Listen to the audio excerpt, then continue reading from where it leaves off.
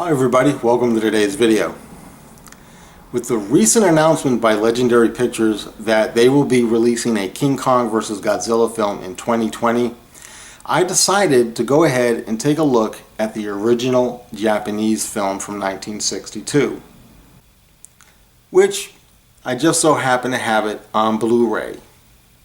I actually ordered this from Amazon Japan. It cost me about 45 bucks. No English subtitles, but it's King Kong vs. Godzilla in high definition. There's a lot of history to this film, and for the most part, it's not great history. The good part is, in Japan, they determined the success of a film based on the number of tickets sold. And so far, King Kong vs. Godzilla is the #1 selling film in the franchise in Japan. The bad history of this film is, in fact, it was poorly preserved. Film preservation techniques of the time, there basically really is no master print of this film. The entire film consists of what was left of the master and what they were able to find in vaults, concerning prints of the film, and having to splice them together to actually maintain this film. It really just horrible preservation techniques. So basically the film was almost lost. One of the things is they actually had to contact Universal Studios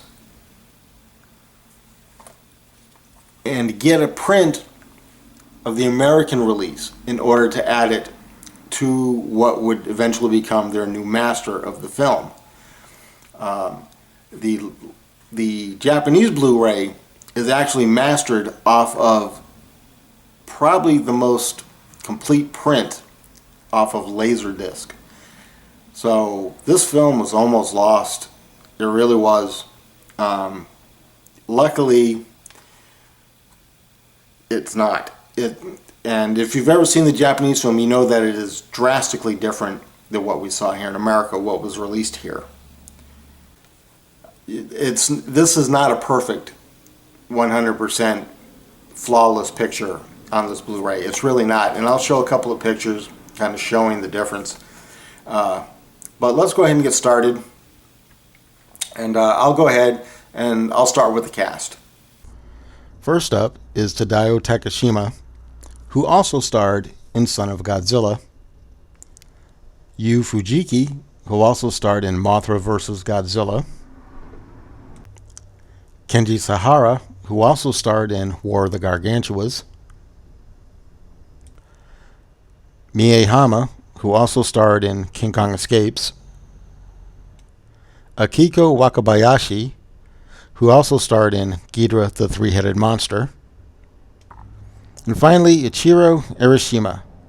He was a very popular comedian in Japan back in the day, and this is actually the only kaiju film that he ever did. Now, as I stated earlier, because of the fact that they utilized different prints of the film to create a new master, as you can see by these pictures, you can see the drop in quality. It's really difficult to watch this. Well, I wouldn't say it's difficult, but it becomes a little unnerving to see such a high quality picture and then to see something that is, well, quite frankly, substandard. And to kind of show you what I'm talking about in terms of home media for the release of the film, DVD and Blu-ray, let me go ahead and show you a comparison of the two.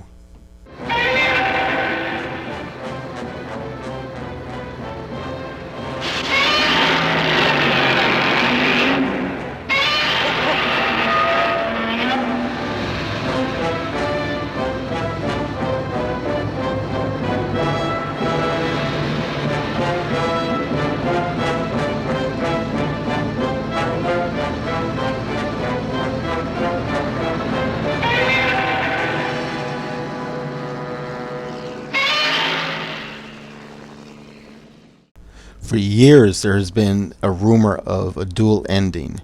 If you saw it in America or Europe, Kong wins. If you saw it in Japan or Asia, Godzilla wins. The rumor actually started because of this magazine right here. Let's see if I can get it in frame. Famous Monsters of Filmland, issue 114, March 1975, where they put out the whole dual ending myth, which became basically an urban legend. But if you've seen both films, you know there is no dual ending. The closest thing is in the original film you hear Godzilla and King Kong roar. In the American version they omitted Godzilla, so you can just hear Kong, and I guess you could consider that a dual ending because